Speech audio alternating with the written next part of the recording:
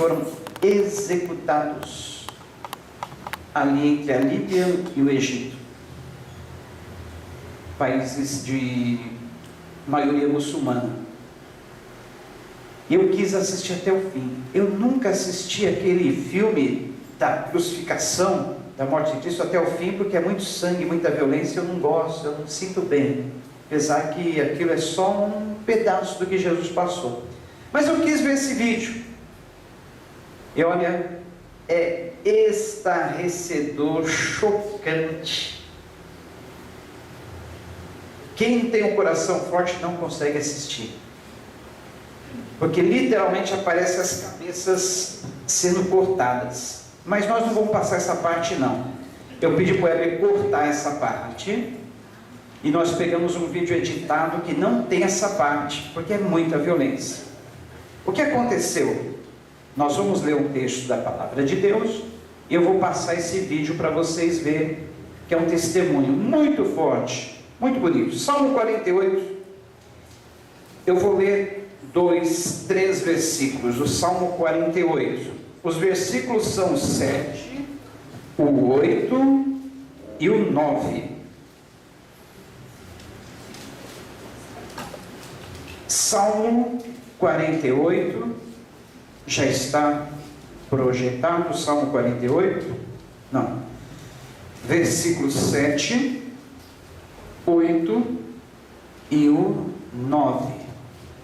É isso aí? Não, desculpa, é 49, por isso que eu estou vendo que está diferente ali. Salmo 49, versículos 7, 8 e 9. Se você não achou na Bíblia, acompanhe o texto que está projetado ou simplesmente ouça. Homem algum pode redimir seu irmão, ou pagar a Deus o preço de sua vida, pois o resgate de uma vida não tem preço. Não há pagamento que o livre. Vou repetir. Homem algum pode redimir seu irmão, ou pagar a Deus o preço de sua vida, pois o resgate de uma vida não tem preço, não há pagamento que o livre. Vamos repetir junto a primeira parte do último versículo? Pois o resgate de uma vida não tem preço, não há pagamento que o livre. Pode soltar o primeiro vídeo, por favor. Fiquem tranquilos, não vamos passar aquela parte que eu falei, tá bom? Esta reportagem passou no Jornal da Globo. Está falando sobre um ataque que fizeram na região da Líbia, Egito, a uma facção da religião muçulmana. Vocês sabem que a religião muçulmana é o principal, é uma das, se não a maior religião do mundo. Os muçulmanos, de onde que eles surgiram? Eles são na sua maioria de origem árabe. Eles são descendentes de Ismael, o filho que Abraão teve com a sua serva, com a sua escrava Agar, que era egípcia. Lembram daquela história? Todas as vezes que nós queremos dar uma ajudazinha para Deus, que nós queremos contribuir para que o plano de Deus se cumpra mais rápido, dá tudo errado. É problema. Deus não precisa da nossa ajudazinha em hipótese nenhuma. Ele faz tudo por Ele mesmo, sozinho. Abraão e Sarai quiseram dar uma ajudazinha para Deus. Deus havia prometido um filho, uma descendência. Sarai era estéril, Abraão avançado em idade, o tempo passava, a impaciência aumentava. Sarai teve a ideia: já sei, a minha escrava, a nossa escrava, Agar, tem um filho com ela. Abraão gostou da ideia, né? Então vamos lá, já que tem que fazer esse sacrifício, vamos lá. Fez o filho com a escrava. Esse menino nasceu, chamou-se Ismael. Depois veio o filho da promessa. Só que, até aí, Ismael cresceu, Abraão despediu a serva, a escrava, ela foi para o deserto, e lá no deserto, quando estava para morrer com o seu filho, Deus fez uma promessa: olha, você não vai morrer, seu filho não vai morrer, e ele também vai ser uma grande nação. Deus cumpriu, fez com que de Ismael nascesse uma grande nação. Os árabes, que estão no mundo todo, são muito numerosos, igual os judeus, e são abençoados. Só que eles tomaram para eles todas as promessas que era para Isaac, eles tomaram para si. Então eles acreditam que é de Ismael, em Ismael que está a grande descendência de Abraão e a bênção. Eles acreditam em Deus, que para eles chama-se Alá. Maomé é o profeta deles, assim como Maomé está para eles, como Jesus está para nós. É o grande profeta, o grande líder. Os muçulmanos em si, conheço muitos muçulmanos, são gente boa. Só que como toda religião tem o fanatismo, existe um grupo fanático no meio dessa religião, que são extremistas. São aquelas pessoas que muitas vezes carregam bomba no corpo, se explodem, matam muita gente, porque eles acreditam que morrendo assim por causa de Alá, eles vão direto para o paraíso. E o paraíso para eles é como um harém cheio de mulheres. Se eu não me engano, 7 virgens para cada homem. E eles vão viver eternamente ali no paraíso, sendo tratados por essas virgens. Então, para aqueles que são muito chegados, eu vou morrer por essa causa, vou para o meu paraíso e lá ficarei. E eles acreditam também que matando seguidores de outras religiões, principalmente os cristãos, eles estão fazendo um favor para Deus, um favor a Alá. Por isso que eles matam e morrem sem dó. Nessa reportagem do Jornal da Globo, acho que é Jornal da Globo, eu não assisto, muito tempo que eu não assisto televisão, nessa reportagem está falando do ataque. É Jornal da Globo isso aí? Vocês conhecem? Nessa reportagem está falando de um ataque que foi feito ali na região da Líbia e Egito, onde 21 cristãos foram mortos. Como represália, fizeram um ataque.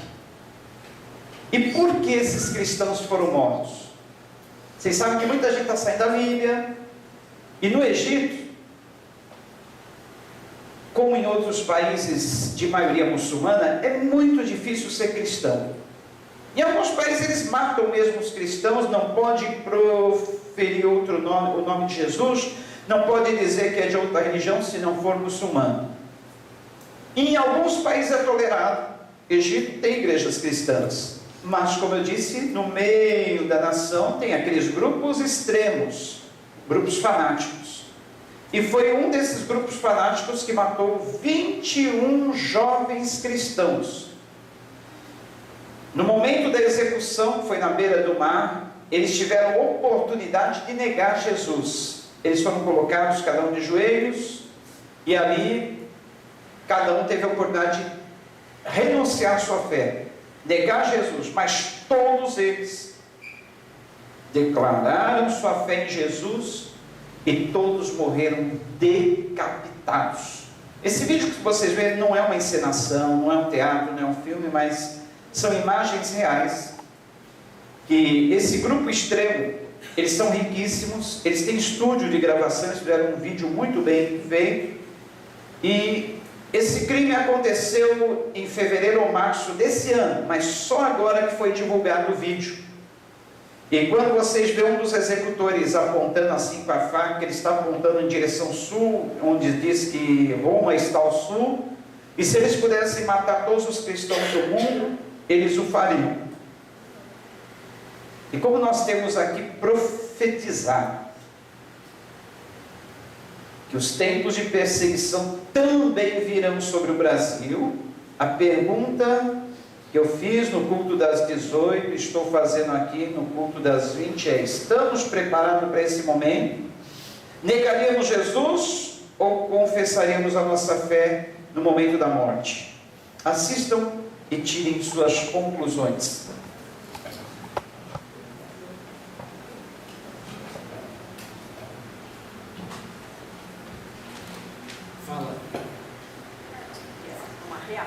A execução de 21 cristãos egípcios. Ainda era de madrugada quando os aviões do Egito decolaram em direção à fronteira com a Líbia. Segundo os militares egípcios, eles atacaram campos de treinamento e depósitos de armas do grupo extremista Estado Islâmico. Logo em seguida, caças da Força Aérea que responde a um dos grupos que comandam a Líbia bombardearam alvos no litoral norte do país, nos arredores de Derna, perto de onde se acredita que os cristãos foram mortos pelo Estado Islâmico. Dessa vez, a barbárie dos terroristas trocou o deserto por uma praia.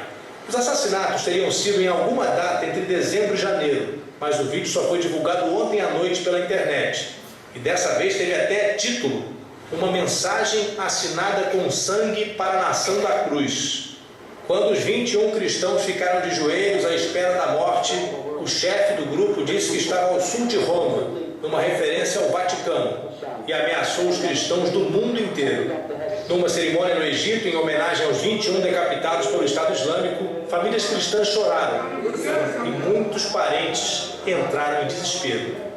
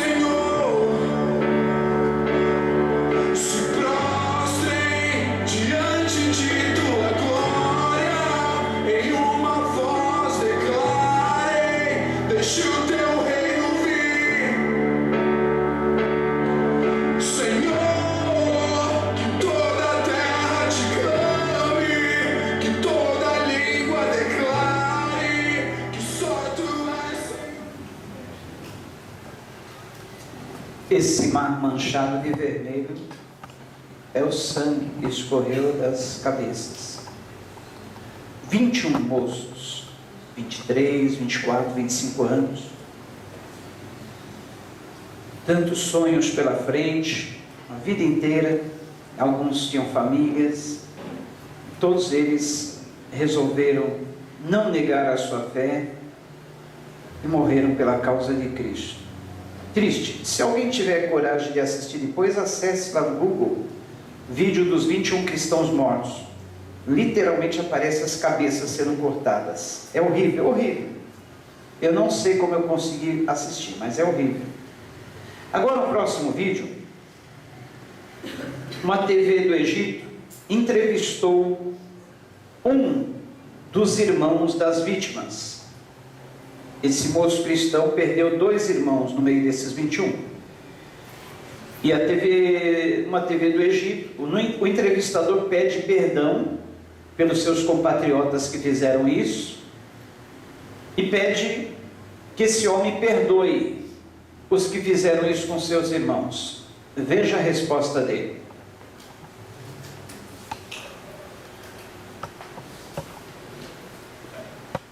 هو أخو أحد الضحايا اللي حصل في الاعتداء عليهم في ليبيا. قل لي شعورك يا بشير، قل لي، كلمني عن أخوك، كلمني عن O vídeo não é traduzido, então vocês têm que ler. أنت منتظر يا حبيبي. أنا ليا اثنين أخوات. يا حبيبي اتفضل. اثنين دول الشهيد بشوي الطمانوس كامل والشهيد سمايل الطمانوس كامل اللي أنا بتشرف بيهم في وسط العالم. يا حبيبي بشوي وسمائيل. بشوي وسمايل. بشوي 25 سنة، سمايل 23 سنة. يا حبيبي. دول شرف للمسيحية وشرف ليا وخلوني ماشي رفع راسي يعني الحمد لله. يا حبيبي عظيم إيمانك. قل لي كلمني عن إيمانك اللي أنت رافع بيه راسك، إزاي؟ خلينا نتعلم منه. دواء وأعطاه داعي أزيد من اللازم يعني إن هو ما قطعش الفيديو وهو بيصرخ وبيقول يا يسوع. يعني داعش هي اللي زودتني في الإيمان أكثر. يا سلام. صدقني. عظيم إيمانك. طالما يعمل كده وما قطعش الصوت ان هو اخواتي كانوا نظروا ويقولوا يا يسوع، دي حاجه شرفتني مشكور عليها داعش وتنظيم داعش كله. عظيم. دي حاجه شرفتني. ايوه. قول لي بقيه العيله عامله ايه النهارده؟ صدقني احنا عندنا الناس فرحانه، الناس لما بتبارك لبعضها مش حاله حزن، لا الناس بتبارك لبعضها. على اكتشاف الكم العظيم ده من بلدنا ونسيب نتشرف بيهم. طيب عايز احساسك تقوله لي لما حصلت الضربه الجويه على داعش في ليبيا وشفتوا مناظر الناس، قول لي انطباعك ايه يا بشير؟ بص انا عاوز اقول لك على حاجه. قول يا حبيبي. احنا من البدايه من عصر الرومان واحنا كمسيحيين بنستشهد. دي حاجه بتخلينا نحتمل اي حاجات، والانجيل برضه ما زال قال حبوا اعداء باركوا لعنيهم. لكن هي الضربه الجويه اللي عملها دي كانت حاجه على الدوله انها ترد لنا جزء من الغليل اللي كان موصينا على طول الفتره اللي هم عايشونا فيها بس. لكن هم لو من يوم ما اتاخدوا كانوا استشهدوا احنا ما كناش عايزين حاجه.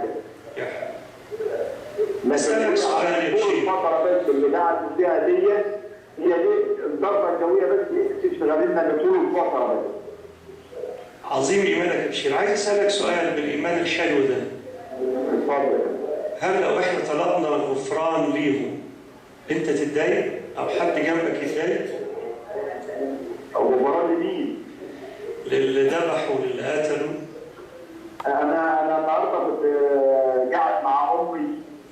بقول لها يا امي ايه رايك لو عدى داعش ده اللي خد ابنك في الشارع هتقومي تعملي له ايه؟ قالت صراحه يعني مش كلام مزيف ولا كلام اما بقول لك عشان صوته مسموع ولا حاجه. قالت لي انا هقول له اتفضل يا اللي دخلتنا الملكوت. ايه كمان؟ صدقني بالامانه كلام مش اما بقول لك انا، ده كلام من على لسان امي. مصدق. ويعني مره من غير تعليم، مره 60 سنه اما اقول لها يا راجل لو داعش ده معدي في الشارع اللي هم اشخاص داعش اللي معديين في الشارع وقلت لي طبعا اللي ذبح اولادي، لازم اقول له ربنا ينور عينك يا ابني اتفضل تعالى اللي دخلتنا الملكوت.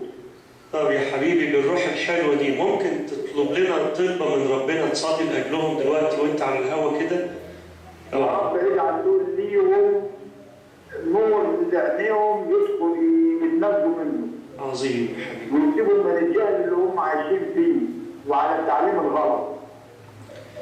امين يا حبيبي، امين. بلغ تعزينا يا حبيبي الماما واخواتك وللاسره ولجيرانك المنكوبين زينا كلنا. شكرا يا رشيد، شكرا يا حبيبي. شكرا. Que resposta, hein? Como está a sua família?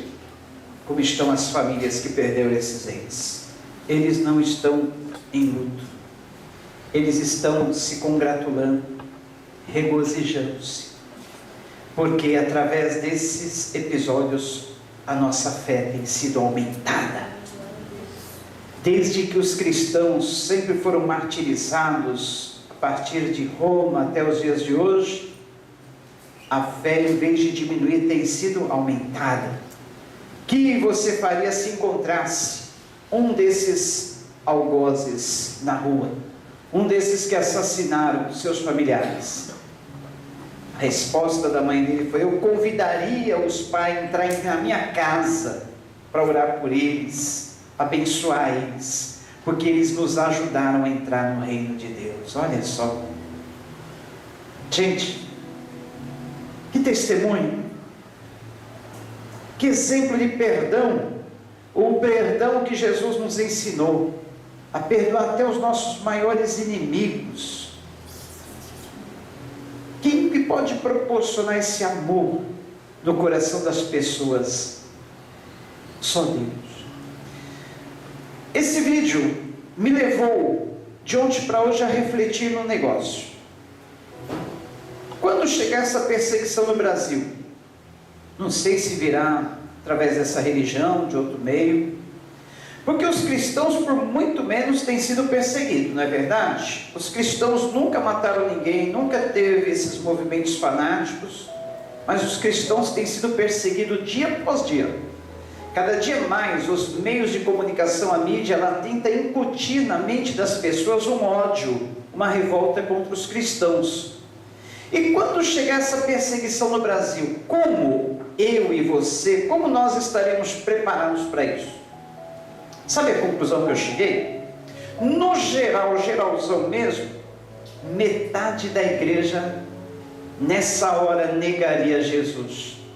Principalmente as igrejas que hoje pregam prosperidade, bens materiais, vida totalmente farta, abençoada e regalada de toda sorte de bens.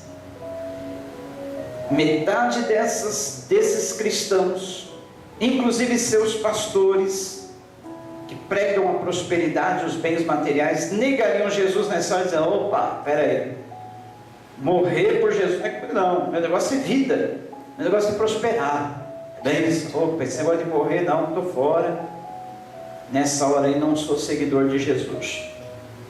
E eu e você, como que nós, num momento desse, com a espada no pescoço, e agora, nega Jesus ou cortamos sua cabeça? Como que nós reagiríamos nessa hora? Já parou para pensar nisso? Você iria pensar nos seus bens materiais que você alcançou até aqui, ou que você pretende alcançar?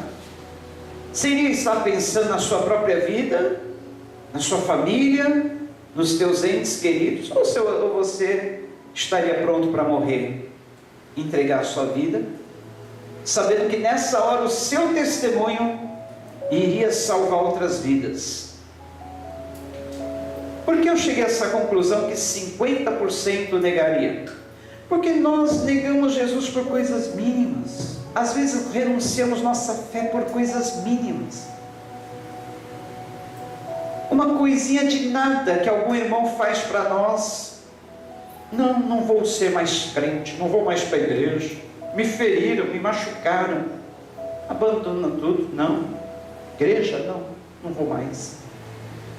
É negar Jesus? É renunciar à fé? É. E nós renunciamos nossa fé, negamos Jesus por coisinhas mínimas, bobas, tolas.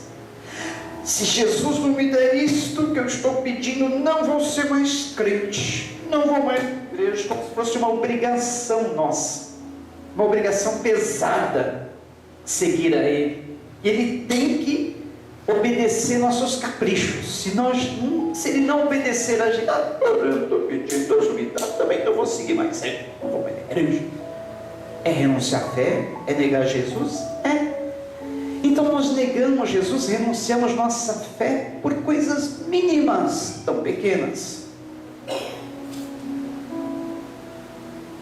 Outra coisa, será que se entre esses 21 rapazes fosse um familiar nosso, será que nós estaríamos dispostos a perdoar aqueles que fizeram essa barbárie? Estaríamos dispostos?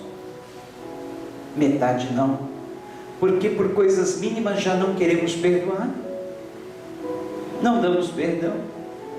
Uma pisadinha no carro,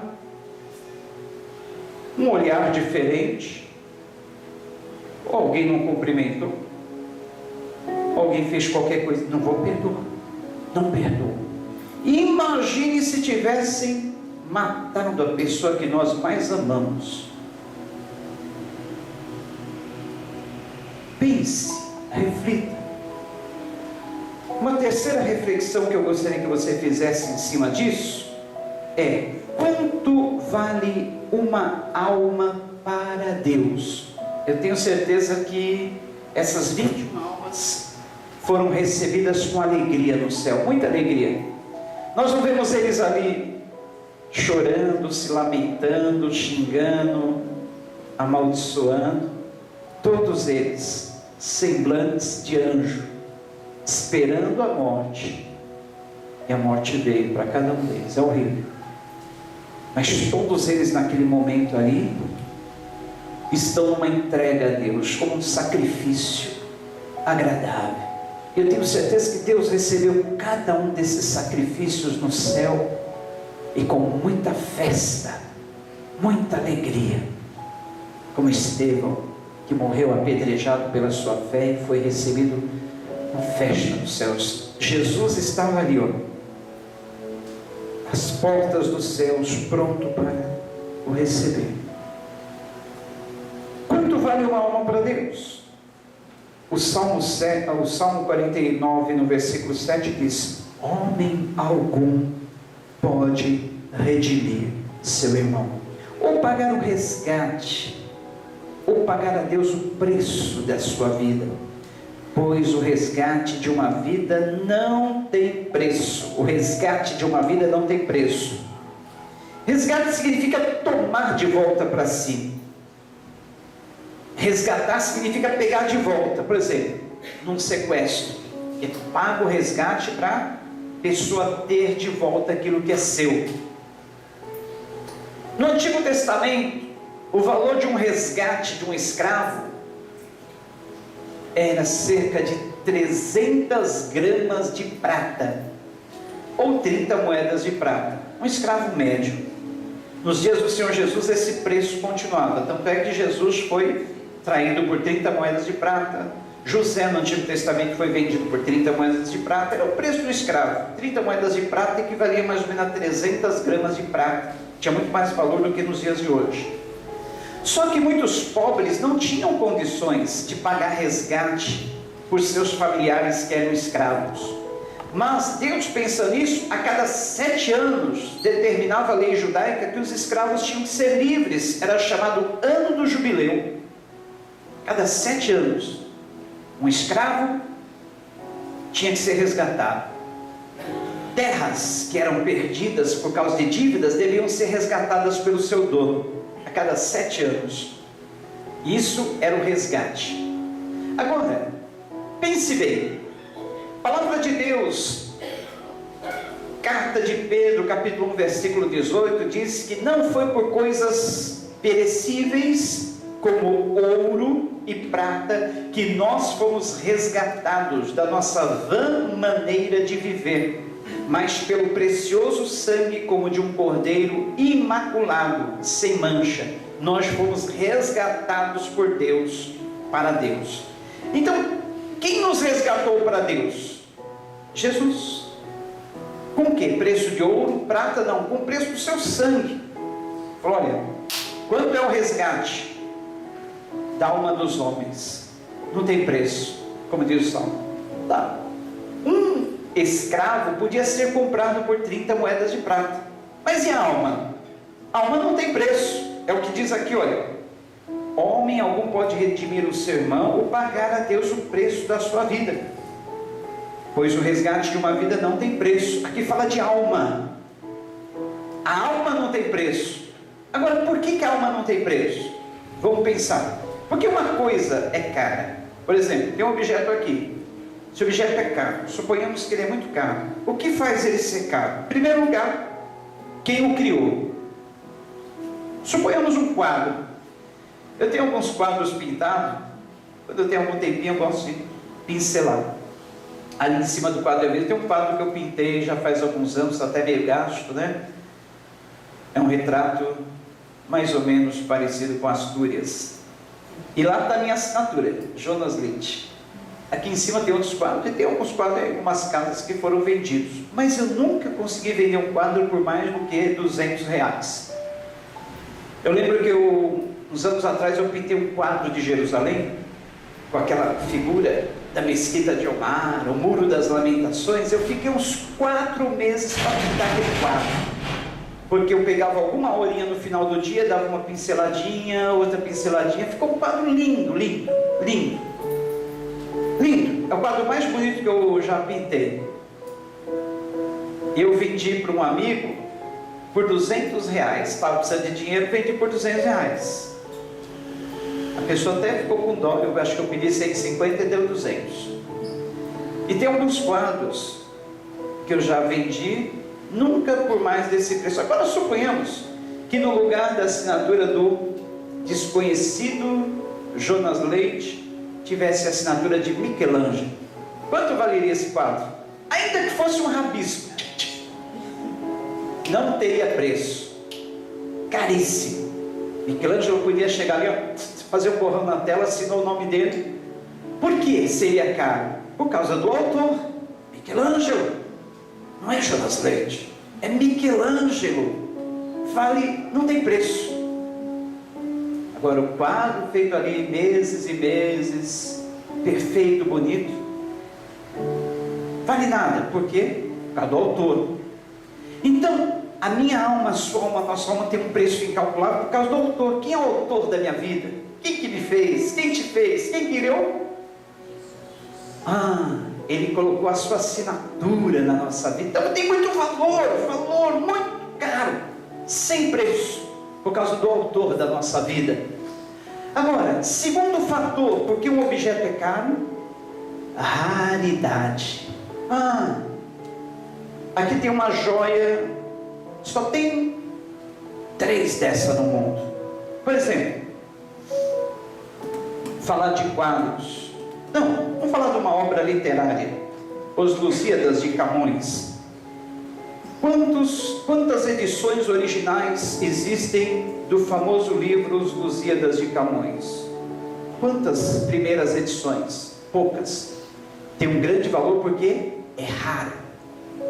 Um livro escrito naquele ano, daquela edição, primeira edição, é caro, caríssimo para colecionador. Por quê? Por causa da raridade. Eu e você somos raros na criação de Deus. Só que mais do que raros, nós somos singulares. Ou seja, não existe nenhum outro. Não existe nenhum outro igual ao Vinícius, não existe nenhum outro igual ao Bruno, não existe nenhum outro igual ao seu Antônio, não existe nenhum. Somos singulares. No meio de 7 bilhões de pessoas não tem ninguém com a minha digital, a sua digital igual. Não tem ninguém com a sua cor, com seus olhos, com o seu cabelo, cor, quantidade, modelo. Não tem ninguém. Você está vendo aqui alguém com o cabelo igualzinho ao teu? Você vê aqui alguém com os olhos igual ao teu? Se você procurar no mundo todo, não vai encontrar. Até o desenho da língua. Não tem ninguém no mundo inteiro com o mesmo desenho da tua língua. Ninguém. Palma da mão, ninguém.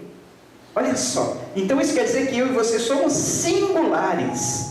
E isso também confere um valor altíssimo para nós. Primeiro, porque temos um autor, que é Deus. Segundo, raridade. Terceiro, singularidade. Quarto, oferta e procura. Sabia que Satanás é doido para comprar tua alma? Se ele pudesse, ele compraria tua alma. Assim como muitos artistas vendem a sua alma por grande soma de dinheiro, Satanás está disposto a pagar por sua alma, por sua vida. Só que tem um que tem um preço maior, pagou um preço mais caro, preço do seu próprio sangue. Com o seu sangue ele comprou a sua vida. Então você tem valor. A oferta e procura prova que o objeto tem valor. Agora, em quinto lugar, porque uma coisa é cara? Durabilidade. Quando você compra uma coisa que dura pouco, aquela coisa é barata. Se a coisa dura muito, ela é cara, não é verdade? Exemplo, compra uma lâmpada dessas antigas aí que dura um mês. Aquela lâmpada de... como é que chama? Incandescente. Hoje em dia nem existe mais, acho. Mas até um pouco tempo atrás, R$2. Agora, compra uma lâmpada de LED. Eu andei comprando umas lâmpadas de LED, aos poucos eu estou substituindo. Uma das mais fracas, aqui está uns R$30. Em São Paulo a gente encontra por R$18. Uma lâmpada de LED das mais fracas, das mais baratas. Mas por que custa caro? Por causa da durabilidade. Diz que dura 1000 e tantas horas. Então, quanto mais durável é um objeto, um artigo, mais é caro. Então, resumindo, eu e você somos caros, primeiro por causa do nosso autor, que é Deus. Segundo, por causa da nossa raridade. Terceiro, por causa da nossa singularidade, somos únicos, exclusivos. Quarto, por causa da oferta e procura pela nossa vida. E quinto, por causa da durabilidade. Você é caro, cara, caríssimo, caríssima, tem um valor inestimável.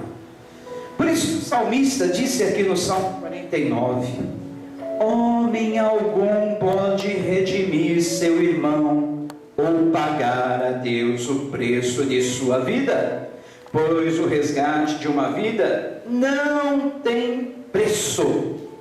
Agora, sabe que conclusão que eu cheguei essa semana? Parece que Deus estava querendo falar alguma coisa comigo nesse sentido. Porque tudo que Ele me falou essa semana confirmou na conversa que eu tive com Ele aqui essa manhã. Essa manhã eu estava andando por aqui bem cedinho e conversando com Deus, como eu gosto de fazer. Senhor, o que Tu queres falar a Teu povo hoje? Eu não sei, Senhor. Eu não quero falar de mim mesmo. Eu quero saber qual é o Teu recado, porque eu sou o Teu mensageiro. Eu tenho milhares de mensagens prontas. Em 30 anos de ministério, daria para escrever aí uns 30 livros. Mensagens escritinhas, bonitinhas, algumas publicadas na internet, outras não. Podia simplesmente ali no arquivo puxar uma, é essa. Mas eu gosto sempre de trazer algo novo. Pode ver que em 30 anos, quem está comigo há 20 anos, raras vezes eu repeti uma mensagem. Posso até pegar uma ilustração de uma, colocar em outra, um exemplo aqui, outro exemplo ali, um ponto aqui, um tópico ali, mas raramente eu repito uma mensagem inteira. A não ser no primeiro culto que eu trago a mesma mensagem. A mensagem do primeiro culto é igual a dos, porque é a mesma igreja, é o mesmo povo. Então a necessidade é a mesma. Aí eu conversei com Deus essa manhã,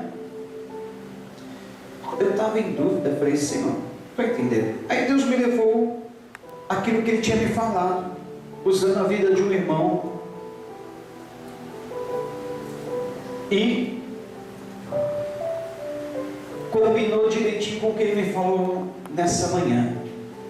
Sabe o que Deus falou para mim essa semana? Que não há nada que possa afetar a Ele.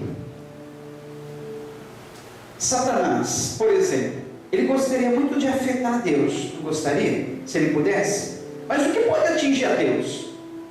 O meu pecado atinge a Deus? Atinge. Pode prejudicar a Deus? Afetar a Deus? Não. Deus fica triste com o meu pecado? Fica. Mas eu posso atingir? Deus é inatingível. Não se pode ser afetado. Nada pode. Dizer que eu estou prejudicando Deus, afetando Deus, atingindo Deus, posso entristecê-lo com o meu pecado. Agora, se você fosse o diabo, ninguém aqui quer ser o diabo, mas suponhamos, como você faria para atingir a Deus, sabendo que Deus é inatingível? Suponhamos que você tem raiva de Deus, você quer atingir Deus. Como que você realizaria isso, sabendo que Deus é inatingível? Atingindo a criação de Deus. Quando Satanás atinge a criação de Deus, é porque ele queria atingir o próprio Deus, mas ele não pode, então ele vai atingir a criação. E o interessante é que ele é meio burrinho, graças a Deus. Aliás, o diabo é o diabo de Deus, porque o diabo também é criação de Deus. Foi criado como um anjo, caiu e virou um anjo caído. Então ele é criação de Deus. Ele é meio burro, sabe por quê? Quando ele faz isso com os cristãos, ele está contribuindo para aumentar a fé dos cristãos no mundo todo. Sua fé não foi aumentada hoje? Eu garanto que a partir de ver esse vídeo, você vai começar a pensar menos em você. Vai ser menos dodóizinho. Ai, fizeram isso comigo. Ai, não vou mais seguir Deus. Deus está fazendo isso comigo, está permitindo isso. Alguém já passou por um sofrimento maior do que esse? Ter a sua cabeça cortada por causa da sua fé? Não, ninguém aqui, né? Então, isso que o diabo tenta atingir a Deus, está fazendo um favor, está aumentando a nossa fé. Aumentou a fé dos familiares desses que foram mortos. Eles próprios confessam que não têm ódio, perdoam aqueles algozes, porque eles ajudaram, estão ajudando eles a entrar no reino de Deus. O Heber falou que fizeram uma peça com esse evento. Então, na peça está um jovem: oh Deus, por favor, Senhor, eu quero aquele celular do último modelo, 4G, é esse último modelo, aquele que faz tudo, menos receber e fazer ligação. Esses celulares modernos é uma coisa, né? Faz tudo. Tem televisão, tem câmera, tem vídeo, tem isso, tem mais aquilo. Faz tudo, menos receber e fazer ligação. Primeiro, porque nunca tem crédito. Segundo, porque está sempre fora do ar. Você liga, caixa postal. Então eu falo, essas porcaria, eu prefiro o meu. Cadê o meu? Tá aí, mostra o meu aí. Mostra o meu da Idade da Pedra. Está aí embaixo aí, que você guarda aí, por favor. Ó. O que ele faz? Cuidado, ele é muito... Ó, o que ele faz? Ninguém tem um celular desse, né? O que ele faz? Nada. É igual o seu... Ó, tá vendo? É só os líderes, isso aí serve para isso. É só líder que tem o Jair também, ó. Só o pastor e o presbítero que tem isso, ó. Pelo menos você tem WhatsApp também. Mas o meu não faz nada, mas recebe e faz ligação. Pode ter certeza que ele recebe e faz ligação. Ainda tem bônus. Pelo menos a Embratel dá uns bônus para a gente ligar.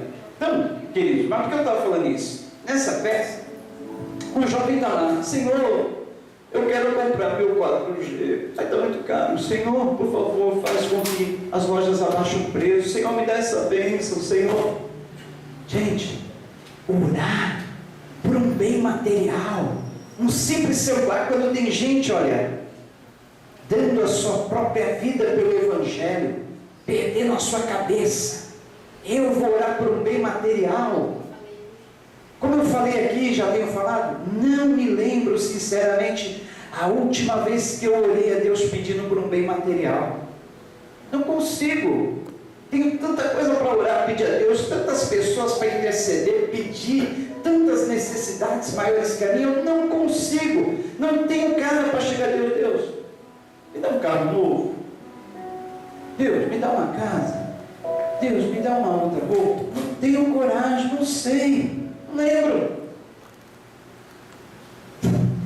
Acho que eu lembro sim. Acho que uma das últimas vezes que eu pedi um bem material para Deus, sabe, foi uma bicicleta e uma máquina de escrever. Quando eu vim para cá, para Vicente Carvalho, há 23 anos atrás, quando eu era criança, eu era doido por uma bicicleta. Meus pais nunca compraram. Não sei se é porque não podiam, meu pai sempre ganhou um salário mínimo, criando 6 filhos. Não sei se é porque não podiam, ou porque tinham medo de eu me machucar. Mas todo mundo na rua tinha bicicleta, eu queria ter, nunca tive. E cresci com aquela frustração. Aí quando eu cheguei aqui no litoral, eu via todo mundo de bicicleta. Quando eu morar aqui, eu quero ter uma bicicleta. Senhor, me dá uma bicicleta agora? Eu falei, claro. Não sabia que eu ia passar mais de 20 anos pedalando bicicleta, quase todo dia. Eu enjoei. Falei, agora você quer bicicleta? Agora eu estou enjoado de tanto andar de bicicleta. Até hoje ando de bicicleta. Quando eu estou sozinho, é só de bicicleta. Fala aí pra cá. Aí, eu lembro que quando eu estava em São Bernardo do Campo, estava começando a aparecer os laptops e os computadores. Nem tinha internet. E eu tinha uma máquina de escrever velha. Eu colocava uma foto do computador na frente da máquina de escrever, ficava lá escrevendo na minha máquina e vendo no computador. Como se eu estivesse escrevendo no computador. Eu falava, um dia eu quero um. E quando eu vim para cá, eu falei, Senhor, mas eu sei que não é o momento. Me dá uma máquina de escrever para me evangelizar, fazer folhetos, panfletos, cartas, trabalho na igreja. E no primeiro dia que eu vim para cá, Deus me deu a bicicleta, e no segundo dia, a máquina de escrever, que eu tenho até hoje guardada como uma relíquia aí no sótão. Então, mas de lá para cá, eu fui acostumando a saber que Deus, Ele nos atende em tudo que nós precisamos, sem mesmo pedir. A oração do Pai Nosso só nos manda orar pelo pão cotidiano, para que nós sempre possamos lembrar que dependemos de Deus. Dependemos. Se nós nos esquecermos disso, podemos nos tornar autossuficientes. Não preciso de Deus, eu me garanto. Mas a oração do Pai Nosso ensina-nos a pedir o pão de cada dia. É isso que temos aprendido aqui na escola dominical, aos domingos de manhã. Dentro do Sermão do Monte, estamos estudando a oração do Pai Nosso. Agora,